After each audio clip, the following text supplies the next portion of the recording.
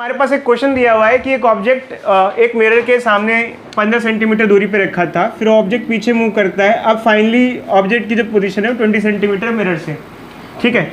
जो focal length है, जो मिरर की फोकल लेंथ है वो 10 सेंटीमीटर है। ये बताना है कि अगर ये डिस्टेंस ऑब्जेक्ट ने 2 सेकंड में ट्रेवल किया तो इमेज स्पीड क्या होगी। अब क्वेश्चन ये आता है, बच्चे पूछते हैं सर इमेज स्पीड का क्या कॉन्सेप्ट है यहाँ। भाई ऑब्जेक्ट स्पीड का कॉन्सेप्ट ये होता है कि ऑब्जेक्ट ने कितना डिस्टेंस ट्रेवल किया और कितने टाइम में किया। इसे एवरेज स्पीड ऑफ ऑब्जेक्ट कहते हैं, average speed of object. Average speed of image का कॉन्सेप्ट ये होगा कि इसकी इमेज कहाँ बनेगी, पहले वाली बाद वाली कहाँ बनेगी, दोनों का पोजीशन में चेंज निकाल लेंगे, फिर टाइम से डिवाइड कर देंगे, ठीक है बच्चों। तो पहले इमेज कहाँ बनी, हम दो केसेस ले लेते हैं। 1/v + 1/u = 1/f लगा देते हैं। f क्या लेंगे यहाँ पर, -10, क्योंकि कनकेव मिरर या कनकेव लेंस, चाहे कनकेव मिरर हो चाहे कनकेव लेंस हो, दोनों ही केसेस में फोकल लेंथ कैसी ली जाती है, नेगेटिव। लिख लो, याद रखो या जो भी करो, पता होना चाहिए आपको, ठीक है बच्चे। 1/v हमको नहीं पता, 1/u क्या होगा बच्चे, कितना है पहले ये ले लेते हैं। ऑब्जेक्ट कितना दूरी पे, -15 क्यों लिखा। ऑब्जेक्ट डिस्टेंस हमेशा क्या होता है बच्चों, नेगेटिव। ऑब्जेक्ट डिस्टेंस हमेशा क्या लेंगे, ऑब्जेक्ट डिस्टेंस हमेशा क्या लेंगे, नेगेटिव। ऑब्जेक्ट डिस्टेंस हमेशा क्या लेंगे, नेगेटिव। इसको हम सिंप्लीफाई करेंगे बच्चों, इसको उधर ले जाएंगे, ये प्लस हो जाएगा, बेस ले लेंगे 30, ये हो जाएगा -3 + 2, क्या हो जाएगा ये -1/30, v = -30 सेंटीमीटर। तो बच्चे पहले केस में ये आ गया हमारे पास। डिस्कशन नहीं करो बच्चे, हम आपको बता रहे हैं तो आप लोग देख लो इधर। दूसरे केस में हम ये फॉर्मूला फिर से लगाएंगे बच्चों।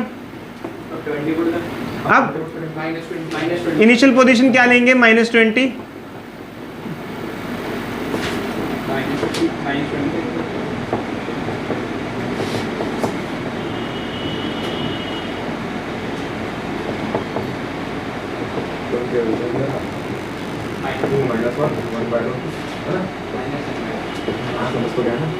ठीक है।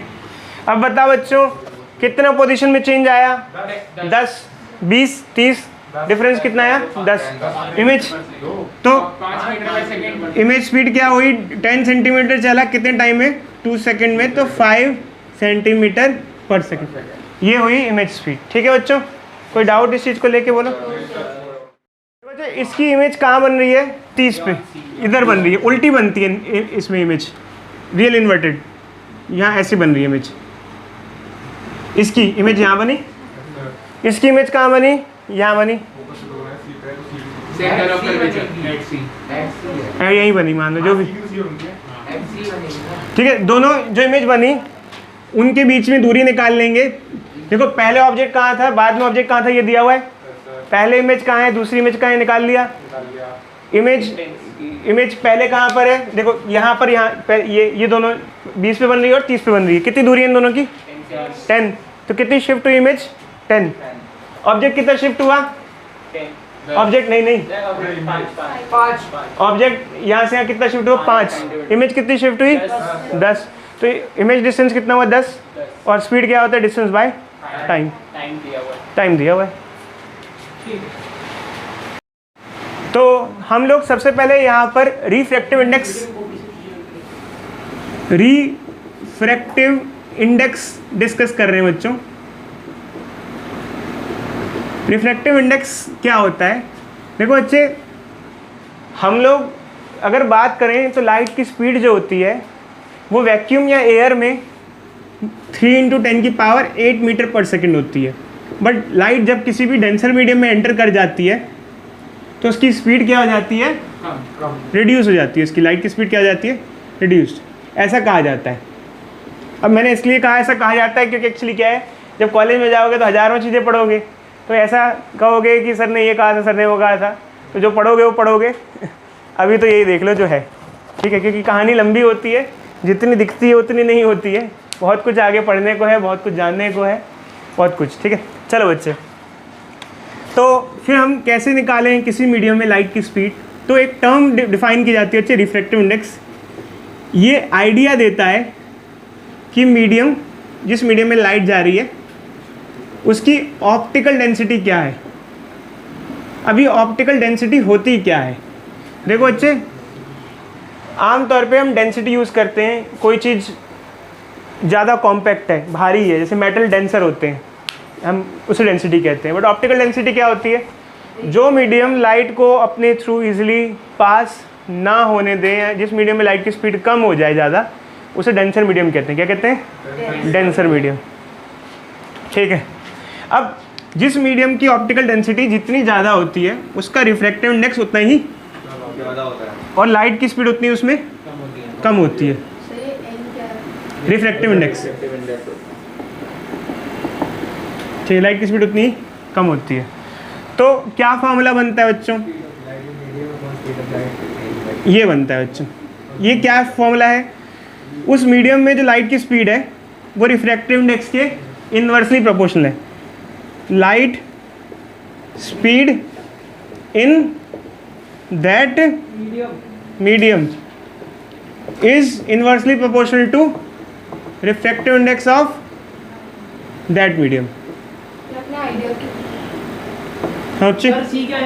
सी तो बच्चे वही vacuum, speed of light in vacuum या एयर कह सकते हैं। ये बच्चे कोई जैसे किसी भी मीडियम का रिफ्रैक्टिव इंडेक्स क्या आइडिया देता है, ये बताता है कि वो कितना डेंसर है, उसमें लाइट की स्पीड कितनी हो सकती है। अब क्वेश्चन है बच्चे, रुको एक ध्यान से सुनो। क्वेश्चन ये है कि जैसे मान लो कोई एक मीडियम है, उसका रिफ्रैक्टिव इंडेक्स 1.5 है, तो उसमें लाइट की स्पीड क्या होगी, अगर निकालना है निकालें, यहाँ पुट कर देते हैं। v इज इक्वल टू सी कितना होता है,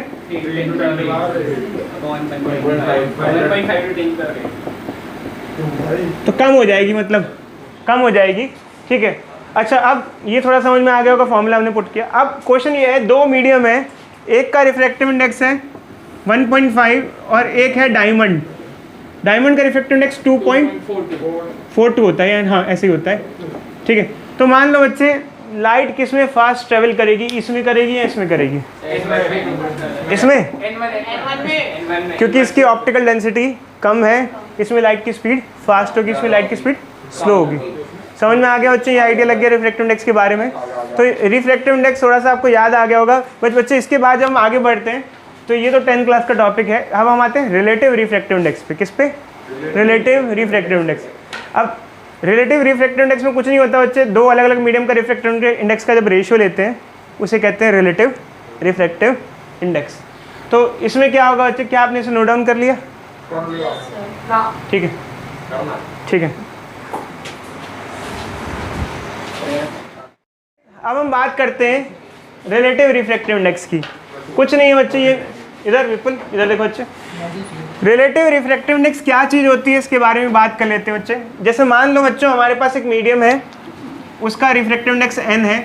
यहाँ से देखना बच्चे, अगर n को इधर ले आएंगे तो क्या हो जाएगा, ये n is equal to c/v। अगर पहले मीडियम का ये हो गया, एक मीडियम के लिए ये हो गया, और दूसरे मीडियम के लिए क्या हो गया, मान लो डिवाइड कर दो, क्या आ जाएगा बच्चे, v2/n1 bye n2 is equal to v2/v। इसको कहते हैं रिलेटिव रिफ्रैक्टिव इंडेक्स, मतलब दो रिफ्रैक्टिव इंडेक्स का जो रेशियो होता है इसे कहा जाता है रिलेटिव रिफ्रैक्टिव इंडेक्स। कई बार इधर देखो बच्चे, इसको ऐसे भी लिखते हैं n12। n12 का मतलब क्या है, relative refractive index of 1 by refractive index of 2। समझ में आ रहा है बच्चों, ठीक है, ये हमारा मेन फॉर्मूला है जैसे, ठीक है। अब बच्चों आगे देखते हैं हम। तो एक्चुअल में क्या है बच्चों, मैंने आपको शायद वेव ऑप्टिक्स में एक चीज़ बताई थी, जब लाइट किसी मीडियम से दूसरे मीडियम में जाती है तो उसकी स्पीड तो चेंज हो जाती है, फ्रीक्वेंसी उसकी सेम रहती है। फ्रीक्वेंसी क्या रहती है, सेम रहती है। तो एक्चुअल में क्या है बच्चे, वेलोसिटी ऑफ वेव क्या होता है, फ्रीक्वेंसी इनटू वेवलेंथ। अब मैंने दोनों केस में न्यू क्यों लिखा, दोनों केस में न्यू इसलिए लिखा, मान लो एक लाइट थी, सुन लो बच्चों, इधर देखो, एक लाइट थी n1 मीडियम से n2 मीडियम में जा रही थी। किस मीडियम से किस मीडियम में, n1 से n2 में जा रही थी। जब n1 से n2 में गई तो उसकी स्पीड चेंज हो गई, स्पीड चेंज हुई तो भाई वेवलेंथ चेंज हो गई, बट फ्रीक्वेंसी क्या रहती है, सेम। ध्यान रखना बच्चों, फ्रीक्वेंसी कांस्टेंट रहती है जब लाइट किसी भी मीडियम से किसी, अब इसके रीजंस के बारे में मत पूछना, बट मैं बताऊंगा भी नहीं, पर ध्यान रखना सेम रहती है, ठीक है, ये रेशियो आ जाता है बच्चे। सॉरी बच्चे गलती होगी, यहाँ 2 है ना, ये 2 है तो ये 2 होगा, ये 1 है तो ये 1 होगा, क्योंकि वेलोसिटी होता है फ्रीक्वेंसी इनटू, तो लैम्डा 2 बाय लैम्डा 1। अब इसमें किस प्रकार का क्वेश्चन मिल सकता है बच्चों? ऑल्दो इस टाइप का क्वेश्चन आपने वेव ऑप्टिक्स में किया है, बट किस तरीके का क्वेश्चन मिल सकता है? क्वेश्चन सीधा सीधा ये मिल जाएगा बच्चों, जैसे कोई लाइट है, वो एक मीडियम में जा रही थी जिसका रिफ्लेक्टिव इंडेक्स 1.5 था, उसमें लाइट की जो वेवलेंथ थी वो 6000 एंगस्ट्रॉम थी। अब वो मान लो अब लाइट वो एयर में आ गई, किस में आ गई? एयर में। तो अब उसकी वेवलेंथ क्या होगी? तो भाई सीधा सीधा क्या करेंगे, ये फॉर्मूला लगा देंगे और बता देंगे कि इस मीडियम में इसकी वेवलेंथ क्या है। ठीक है, वेवलेंथ के लिए क्या लगा देंगे फॉर्मूला, कैसे होगा? n1 मीडियम क्या है बोलो? 1.5। n2 क्या है? 1। लैम्डा 2 क्या है निकालना है? लैम्डा 1 क्या है? 6000, 9000 एंगस्ट्रॉम। एंगस्ट्रॉम को एंगस्ट्रॉम में रहें तो क्या प्रॉब्लम है? 10 की पावर -10। ठीक है, कोई दिक्कत बच्चों इस चीज़ को लेके? चलो बच्चों हम आते हैं स्नेल्स लॉ पे। तो ये जो स्नेल्स लॉ है ये हमने अपनी 10th क्लास में स्टडी किया था कि स्नेल्स लॉ क्या होता है, बट इसको आप प्रॉपर तरीके से अभी यहाँ स्टडी कर रहे हो, बहुत ध्यान से स्टडी करना बच्चे। देखो बच्चे, जैसे मान लो लाइट है, ये एक मीडियम 1 है, बहुत ध्यान से देखो बच्चे, बहुत ध्यान से अच्छे से देखना, मीडियम 1 है और ये क्या है? मीडियम 2 है, ये नॉर्मल है। मान लो लाइट यूँ जा रही है, ऐसे बेंड कर रही है, ये n1 जो है वो इस मीडियम का, फर्स्ट मीडियम का रिफ्रैक्टिव इंडेक्स है। n1 क्या है? जिसमें लाइट इंसिडेंट कर रही है। n2 क्या है? सेकंड मीडियम का रिफ्रैक्टिव इंडेक्स है। r क्या है? Angle of refraction. तो ये n1 sin i equal to n2 sin r बराबर होता है, मतलब ये इसे स्नेल्स लॉ कहते हैं। इसको कैसे इंप्लीमेंट किया जाता है, कैसे किया जाता है, इधर देखो बच्चे बोर्ड पे। देखो बच्चे, मान लो हमें एक क्वेश्चन दिया हुआ है, लेट अस टेक, हमारे पास एक क्वेश्चन है, ठीक है, और यहाँ पर ये दे रखा है कि एंगल ऑफ इंसिडेंस 45 डिग्री है। ठीक है, इस मीडियम का रिफ्रैक्टिव इंडेक्स 1 है, मान लो एयर है, ये लाइट रे इस मीडियम में एंटर कर रही है, इसका रिफ्रैक्टिव इंडेक्स 1/√2 ले लो, इसका सॉरी √2 ले लो। इस मीडियम का रिफ्रैक्टिव इंडेक्स क्या ले लो? मान लो √2। चलो मान लो 60 डिग्री पे एंटर कर रही है, ले लेते हैं। ठीक है, खुद बना रहा हूँ मैं। तो ये 60 है मान लो, और बताओ ये एंगल ऑफ रिफ्लेक्शन क्या होगा? आर निकालना है। तो क्या लगाएंगे बच्चे? फॉर्मूला लगाएंगे। n1 की जगह क्या लिखूँ मैं? 1, क्योंकि एयर है। साइन आई कितना लूँ? साइन 60। n2 कितना लूँ? √2। साइन आर निकालना है। साइन 60 कितना होता है बच्चों? पक्का?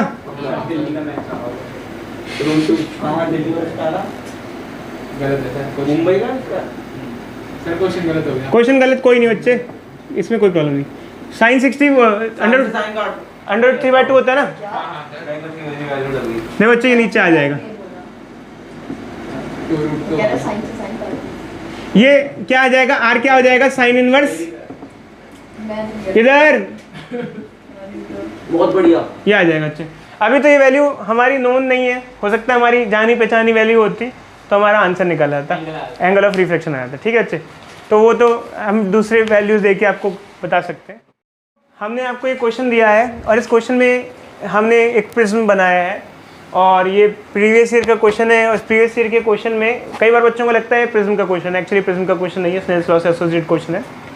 और प्रीवियस ईयर में भी इसको प्रिज्म के पार्ट में दे रखा है, बट एक्चुअली क्या है, एक ऐसा फिगर बनी हुई थी यहाँ से यहाँ तक, और ये पूछा था कि लाइट रे जब फाइनली निकलेगी तो एंगल ऑफ इमरजेंस पूछा है, रिफ्लेक्टिव इंडेक्स ऑफ ग्लास √3 दे रखा है।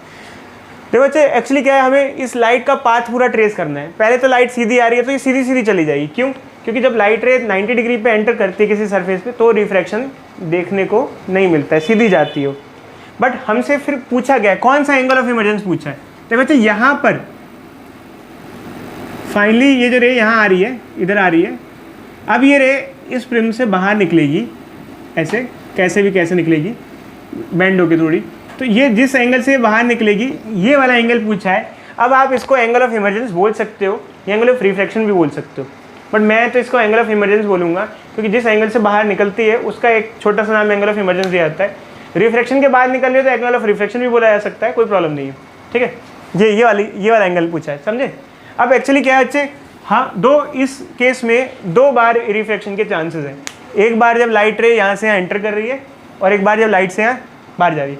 जब एंटर कर रही है तो सीधी सीधी चली जाएगी क्योंकि 90 डिग्री का केस है, तो कोई एंगल वेंगल लगाने की ज़रूरत नहीं है, सीधी सीधी है। तो ये वाला केस तो हमारा सिंप्लीफाइड हो गया। बट हमारा अब ये केस बच्चा, मान लो ये हमने नाम दे दिया इसको आई है, जो भी नाम दे दिया ऐसा। अब देखो बच्चे यहाँ लगाएंगे फॉर्मूला, तो हमारा स्नेह से लगेगा n1 sin i is equal to n2 sin r। अच्छा बताना बच्चे, यहाँ पर n1 की जगह क्या लिखूँ मैं? रूट। देखो बच्चे 1 और 2 का इसमें मतलब होता है 1 जहाँ से जा रही होती है और 2 जिसमें जा रही होती है। अब देखो हम ये वाली स्टडी तो नहीं कर रहे इस पॉइंट की, इधर देखो हम इस पॉइंट की स्टडी कर रहे हैं। तो यहाँ पर कौन से मीडियम से किस मीडियम में जा रही है? ग्लास से एयर में जा रही है। ग्लास का रिफ्रैक्टिव इंडेक्स कितना है? √3।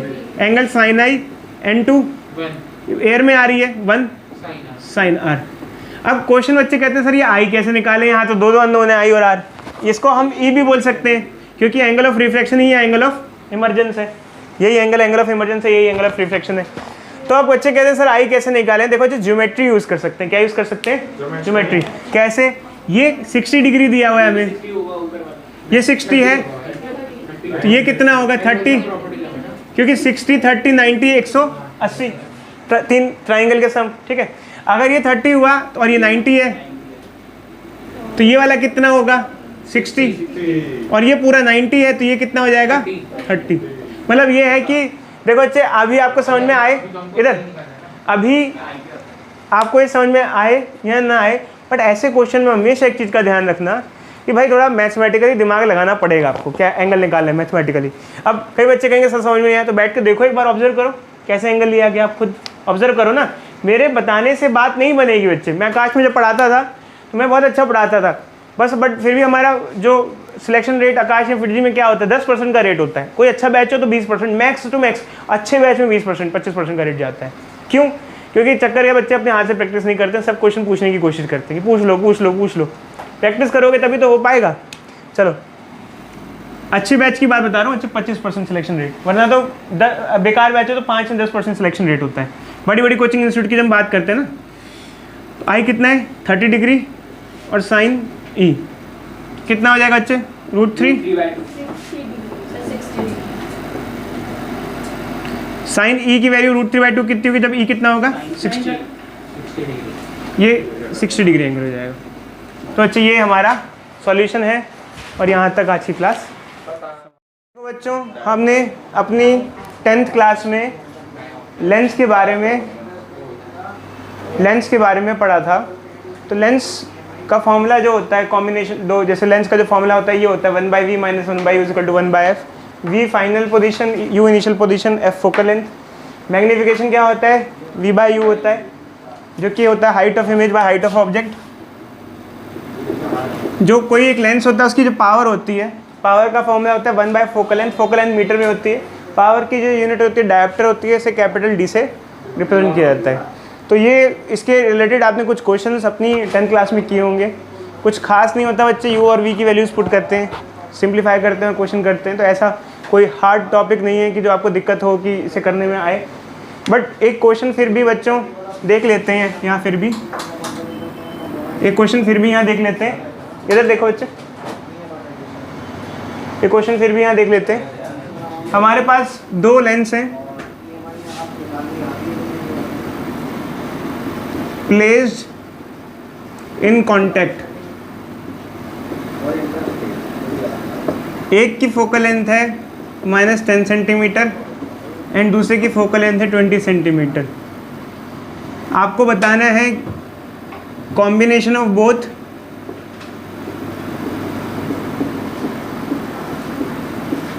कैसा बिहेव करेगा, कन्वर्जिंग या डाइवर्जिंग।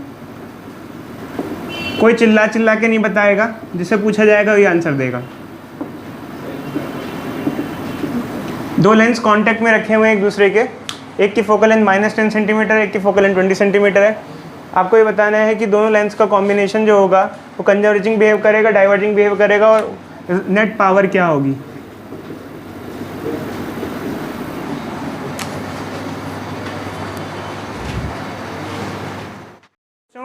इन क्वेश्चंस के अलावा, इस फॉर्मूले के अलावा आपने एक फॉर्मूला और पढ़ा था वो था नेट फोकल लेंथ का फॉर्मूला। नेट दो अगर लेंस कॉम्बिनेशन में हो तो उनकी नेट फोकल लेंथ का ये फॉर्मूला होता है। और पावर होता है 1/4 फोकल लेंथ, तो नेट पावर क्या हो जाएगी,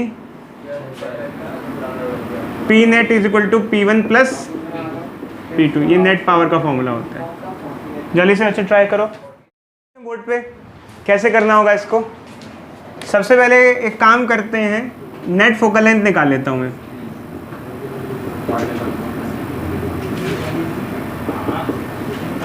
क्या आ जाएगा ये,